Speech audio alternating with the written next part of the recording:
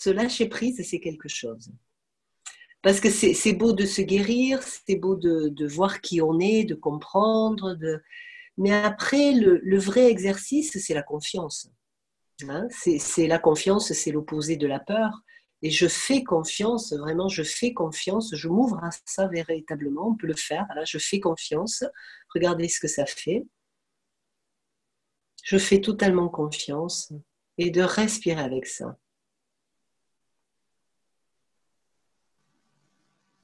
Ça va? Ouais. Ouais, parce qu'on a ces mécanismes de contrôle qui nous dirigent. Hein. On ne peut pas s'exprimer parce que, clac, on contrôle, même on reste dans des relations qui nous font pas du bien, on contrôle l'avenir de telle personne, on contrôle la façon d'être, on contrôle énormément de choses. Parfois, quand ça vient du sens de l'harmonie, hein, de dire ou de mettre des limites, c'est naturel. Mais quand ça vient d'un excès de contrôle, c'est plus soi. On veut l'autre d'une certaine façon, qui s'exprime ou qu'elle s'exprime d'une certaine façon, dire telle chose ou pas telle chose. On met des limites sur beaucoup, beaucoup de choses. Hein. Donc c'est là où l'attention et la conscience doivent se poser. Hein, et c'est là où de vraiment s'ouvrir à la confiance et le fait de je n'ai rien à perdre, hein, ça c'est quelque chose. Je n'ai rien à perdre. De vraiment mettre ça dans le corps. Je ne peux rien perdre. Je n'ai rien à perdre et je ne peux rien perdre. On ne le croit pas. On veut attraper ça, ne pas perdre l'amour, ne pas perdre d'argent, ne pas perdre de temps, ne pas perdre la sécurité, ne pas perdre son emploi, ne pas perdre. On s'accroche pour ne pas perdre.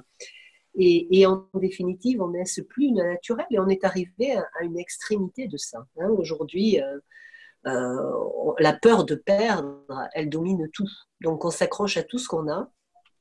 On est prêt à se bagarrer pour la survie, pour notre emploi, notre amour, notre tout. Hein.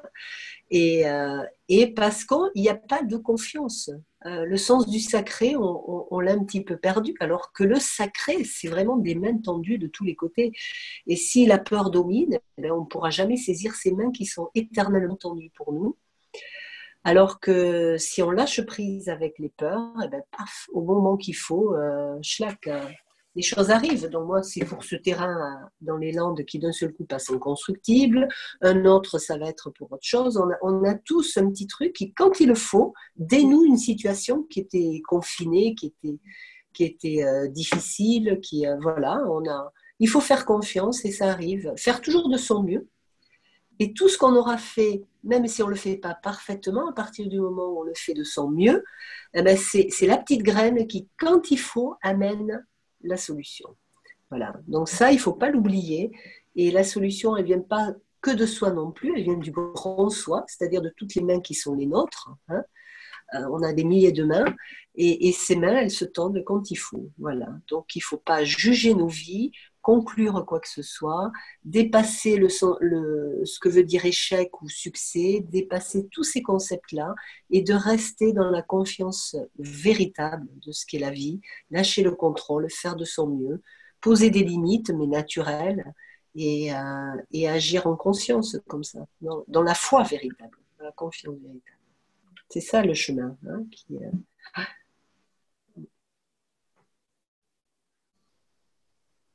Et de la même manière, le corps nous dit, la petite voix, tu vois, si on a le radar du oui ou du non à l'intérieur. Est-ce que je dois faire ça, oui ou non? On l'a le radar. On entend le petit oui ou on entend le petit non.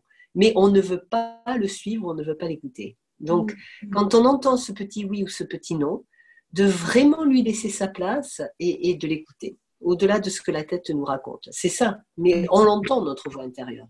On sait qu'elle est là et on entend la réponse, la plupart du temps. C'est vrai que tout ce qui est on n'est pas responsable, hein, souvent je dis on n'est pas responsable. Qu'est-ce que ça veut dire? On n'est pas responsable de son mental, du programme que l'on porte, des mémoires, etc. Donc ça, on n'en est pas responsable, on hérite d'un petit programme quand on est, hein, chacun, ça développe et ça fait prendre à nos vies une certaine direction, on n'est pas responsable. Par contre, à partir du moment où on devient conscient pleinement, où on réalise des choses, où on a vu que là je me mens encore, ou là je ne me mens pas, ou là j'essaie de me cacher quelque chose, ou là je fuis. Hein? Bon, ben, on a une responsabilité, c'est-à-dire qu'on va assumer ces choix-là. Il y a la conscience. La conscience, le choix, on le fait à partir de la clarté. Donc, on a décidé peut-être encore d'aller à droite alors qu'il vaudrait mieux aller à gauche. Mais on le fait parce qu'on a encore envie peut-être d'expérimenter ou de tester ou d'essayer encore, mais on est quand même conscient dans ces choix-là. Donc en fait, d'aller vers la conscience, c'est d'aller vers sa responsabilité. Plus on est conscient, plus on est responsable, d'une certaine façon. Et c'est vrai qu'il y a le saut, où tant que je ne suis pas conscient, je suis l'enfant du divin, hein, comme tu l'as bien dit, je suis le bébé qui naît et nourris-moi, je te fais confiance, apporte-moi tout ce que tu veux. Le divin est encore à l'extérieur, hein, soit on n'a pas l'impression qu'on est dans l'abandon, mais ce soi, il n'est pas encore complètement positionné.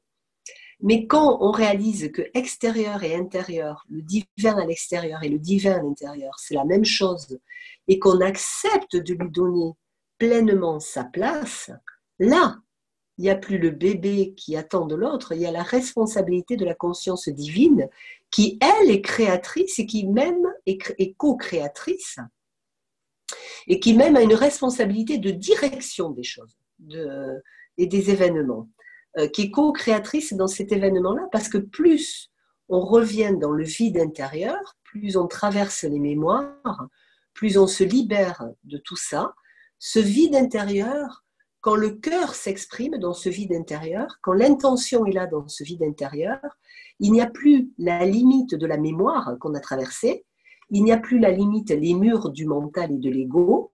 Donc l'intention du cœur, parce que le mental n'est pas là pour agir, je veux ça ou je contrôle ça ou je contrôle ça, mais l'intention du cœur n'ayant plus, il s'exprime quand même le cœur. On n'est pas un vide qui est un petit poisson qui n'a aucune pensée ou qui n'a aucune volonté. Il y a quand même la pensée du cœur, le désir du cœur, la volonté du cœur, qui est saine et qui est naturelle, mais elle est là.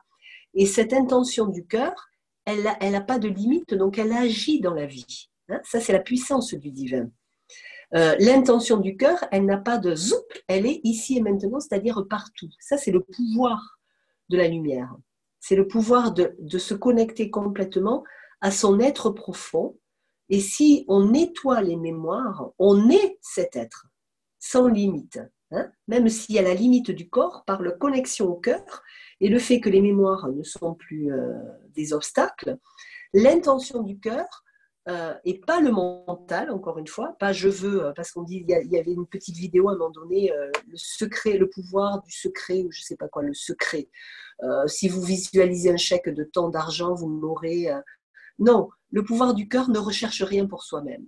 C'est pas, on pourrait vouloir, je veux le succès, je veux l'argent, je veux, mais il n'y a plus, ça c'est la sagesse du cœur, il n'y a plus le désir personnel d'obtenir quelque chose parce qu'on est conscient. Hein, on est conscient aussi que tout ce qu'on veut pour soi, ben, on l'enlève aux autres, donc on ne veut plus rien, c'est un abandon là, à la sagesse de cette force, on ne veut plus rien pour soi, on dicte, on suit uniquement ce que dicte le cœur, c'est-à-dire l'intention du cœur, c'est je veux ton bien-être, je me respecte, je te respecte, mais le mental n'est pas là pour agir, ben là il y a une responsabilité parce que la puissance du cœur ou la volonté du cœur, elle est agissante. Directement. C'est comme si ça mettait une grille d'évolution même de la conscience de l'humanité. C'est comme si ça... Et ça, c'est un pouvoir dont on n'a pas conscience, que moi j'ai découvert en traversant comme ça ces couches, et j'ai découvert, waouh, une intention, elle a un effet direct, et même le mot a un effet direct parce que la mémoire ne fait plus obstacle. Donc un mot, si on l'écrit alors qu'on est dans cette ouverture, il va avoir un impact. Et lorsque j'écris mon livre, je ne me rendais pas compte de ça. C'est quelqu'un qui m'a fait réaliser ce pouvoir-là. Je ne me rendais pas compte, j'allais donner des exemples, mais sans réfléchir. Un petit exemple qui pouvait peut-être être dangereux, un accident de voiture, ou tu vois, si tu donnes un exemple de vie, et cette personne qui était très consciente m'a dit, attention, le mot qui vient directement du cœur et sans obstruction, eh ben, il a un impact, il peut créer un événement. Donc, une fois qu'on est conscient, totalement conscient et qu'on a traversé, à l'intérieur de soi, sans être exceptionnel, qu'on a traversé les résistances, eh bien, on est connecté à ce tout, on est l'univers et l'univers est en soi, même si ce petit corps, il peut avoir des habitudes mentales, tu vois, des habitudes mentales, il s'est ouvert quand même à la puissance de l'univers et cette puissance, elle est agissante, elle est co-créatrice et elle a un impact au travers du mot et de l'intention du cœur. Et cet impact-là, il faut en être conscient parce qu'on n'en est pas toujours conscient, le féminin n'en est pas toujours conscient, des fois dans la colère qui est sincère, mais la colère sincère, elle peut avoir un écho sur les éléments, sur la terre, sur un tremblement de terre et tout ça, même si s'il est légitime que les choses soient, tu vois, comprises, etc. Des fois, il faut connaître ce pouvoir et faire attention aux mots, aux situations dans lesquelles on est. Il faut vraiment se respecter. Quand on devient très conscient, il faut se respecter, parce que si on ne se respecte pas assez, cette puissance qui est en soi, elle peut faire des vagues. Voilà, donc oui, on a une responsabilité. Après, plus tu t'ouvres à toi-même, plus il y a une responsabilité qui est forte et puissante. Qui est forte et... Ouais, mais le mot crée, tu vois, au travers d'un livre comme ça où il y a une initiation, ben, mine de rien, tu vas traverser tout ça. Le mot t'amène à vivre intérieurement ce que tu traverses au travers du mot et de l'écriture. Donc, c'est vraiment une réalisation intérieure à la fin du livre.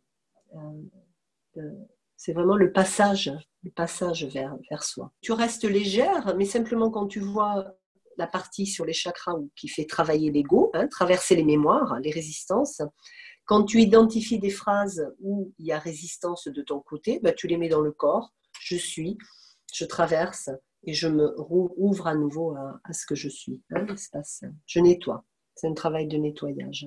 Voilà. Tout en conscience. Ne pas oublier qui on est.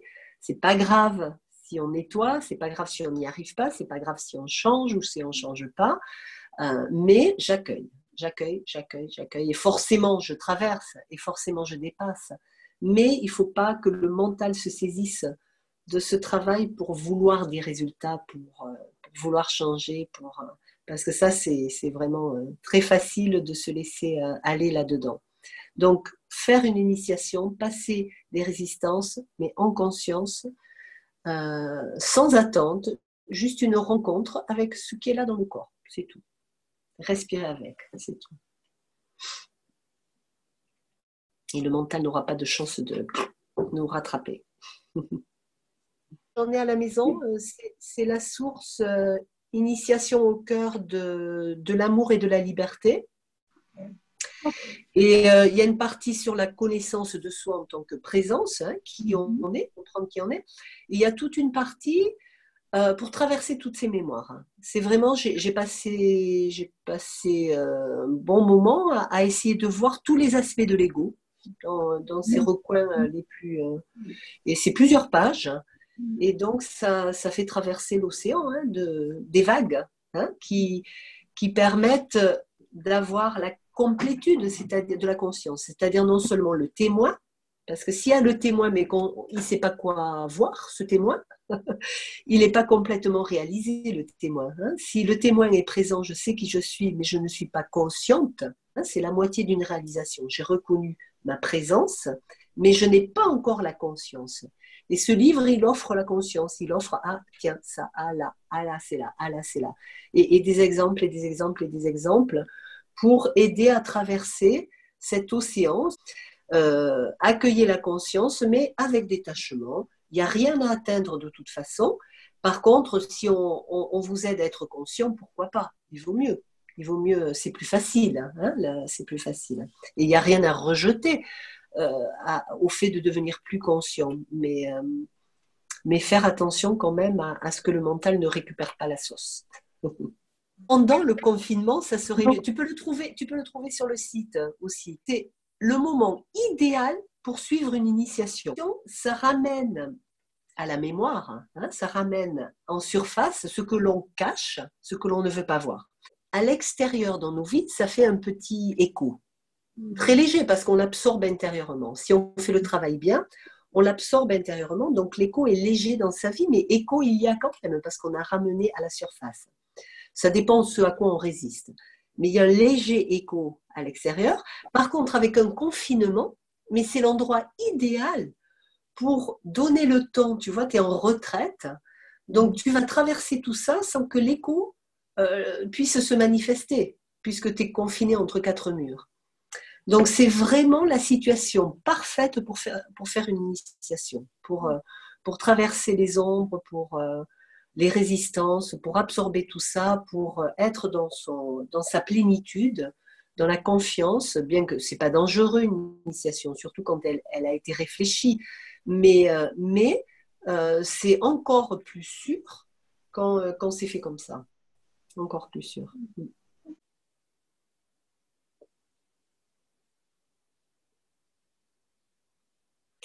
Ce qu'il faut comprendre, c'est intéressant, c'est-à-dire que le mental, la puissance du mental est tellement... Tout ce que ne veut pas le mental, c'est une initiation, parce que c'est sa fin. Il ne peut pas survivre lorsqu'il est perçu sous tous les angles.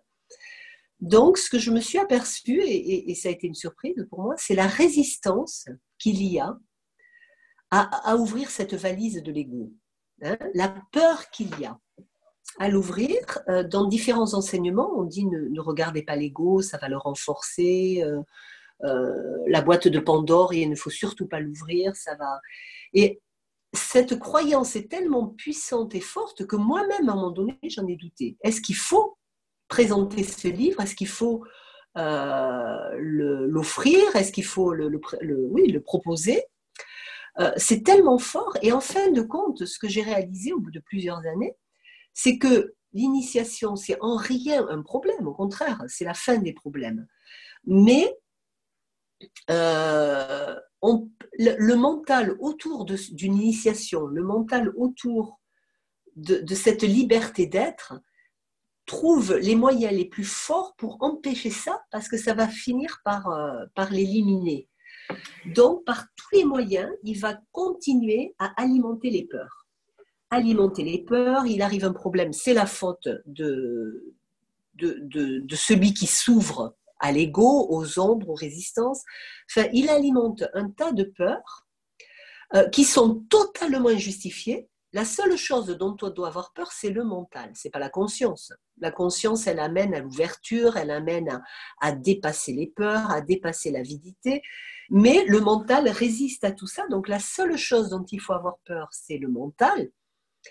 Mais nos habitudes, justement, mentales, font que, par tous les moyens, on va essayer, et ça, je l'ai vécu, c'est assez incroyable, incroyable à expérimenter, par tous les moyens, on va essayer de persuader la personne qui propose cette ouverture, et c'est très, très, très inconscient. C'est que c'est pas la voie, que c'est dangereux, que ça amène des problèmes. Alors que les problèmes viennent quand on les rencontre dans sa vie, ils viennent de la force mentale ou des égos qui sont autour de soi, mais pas de la voie que l'on a prise. De la résistance à la vérité, ils viennent de la force du mental. Et c'est quelque chose qu'il faut comprendre, parce que l'ouverture à plus de conscience, mais c'est la fin des problèmes, c'est vraiment la fin des problèmes. Quand on va dépasser nos mémoires, nos résistances dans le corps, si on le fait globalement, si on arrive un jour à dépasser ça globalement, mais c'est l'interconnexion à nouveau, c'est l'harmonie, c'est je réfléchis, je veux telle solution, ping, elle nous sera amenée d'une façon ou d'une autre, dans une chanson, par une lettre arrivée à la poste, enfin, c'est la synchronicité des événements, c'est le retour au sacré, à la magie du sacré, c'est tout ce que l'on recherche et ce que l'on fuit le plus. C'est paradoxal, mais il y a les deux. Donc, j'ai découvert ça en écrivant ce livre, en proposant ça. J'ai découvert qu'il y avait une inconscience, une résistance inconsciente incroyable. Incroyable, et ça a été ma grande surprise, mais c'est un fait. Alors quand on s'ouvre à ça, il faut tout simplement le faire en comprenant ces phénomènes-là, en le faisant en soi, traverser les ombres, dans toute sécurité, parce que ça ne crée pas des problèmes, et en confiance, et rester dans sa confiance, et rester dans cette foi profonde, toujours. Voilà. Mais j'ai compris aussi pourquoi chaque fois dans les lieux aussi où il y avait de la lumière, ben, ça attirait les ombres les plus fortes. Hein, Jérusalem est en guerre, tous les lieux sacrés ont amené les ombres les plus fortes. En raison de ça, on ne veut pas à un moment donné que la lumière passe totalement. Le mental à ce moment-là va résister le plus. Et c'est quelque chose qui doit être compris pour qu'on arrête cette dualité-là, pour qu'on la comprenne. On est au point où il faut lâcher prise avec ce conflit très, très, très profond, qui représente aussi ce que j'appelle le conflit du masculin et du féminin, de manière inconsciente, et le contrôle du pouvoir.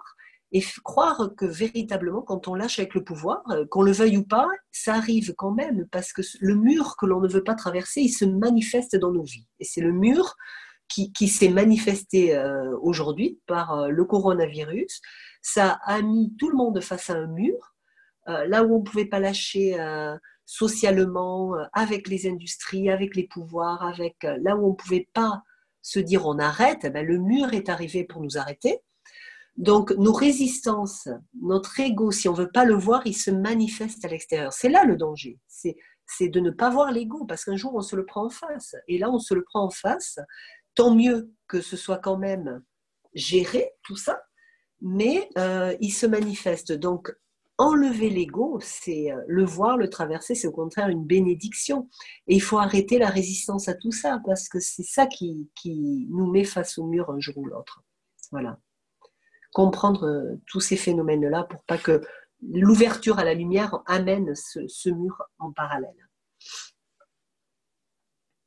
Donc, l'ouverture à la lumière, à plus de conscience, ce n'est pas un problème en soi, mais la résistance, vraiment. La résistance à je perds le pouvoir.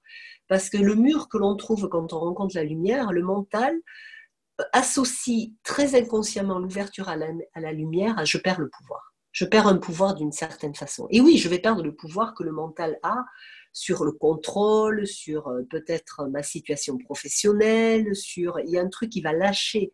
Et le mental ne veut pas lâcher. Mais un jour ou l'autre, regarde, en ce moment, c'est ce qu'on traverse, on est obligé de lâcher. La force du divin, elle va être plus forte pour faire lâcher ce à quoi on tient absolument, c'est-à-dire nos fausses sécurités, nos faux contrôles.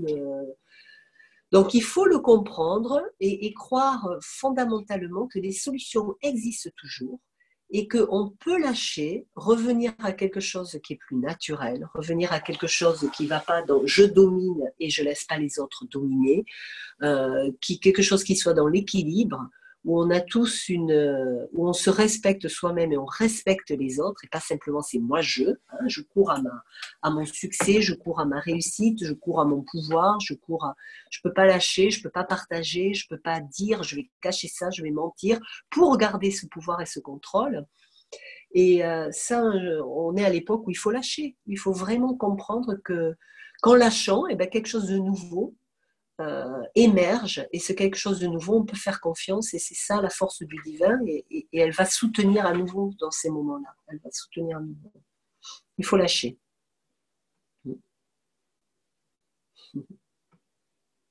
Pas toujours évident. Mais de toute façon, on y contraint. Donc, autant le faire en conscience avant. Ça amène des ajustements préparés, ça amène des choses qui se mettent en place dans le temps et sûrement et sainement. Tandis que là, paf, on a le mur, ça se passe bien, mais il y a quand même un mur qui arrive d'un seul coup.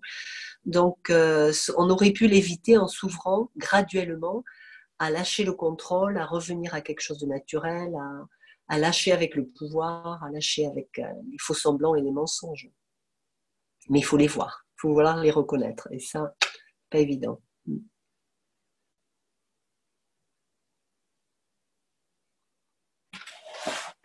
La panique du monde ne touche pas trop si en soi la panique n'a pas d'écho, hein, n'a pas de graines pour faire écho. Alors je panique, hein, tu vas le remettre dans ton corps. Comment tu te sens avec je panique?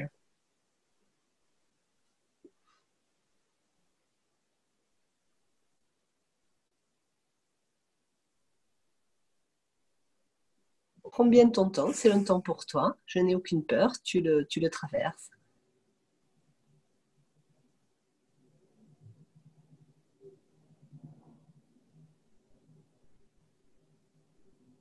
Euh, je suis totalement confiante. Ouvre-toi à ça.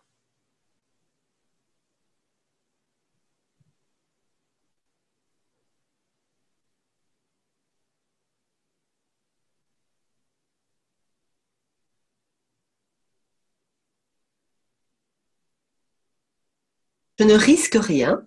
Ouvre-toi à ça. Je ne risque rien.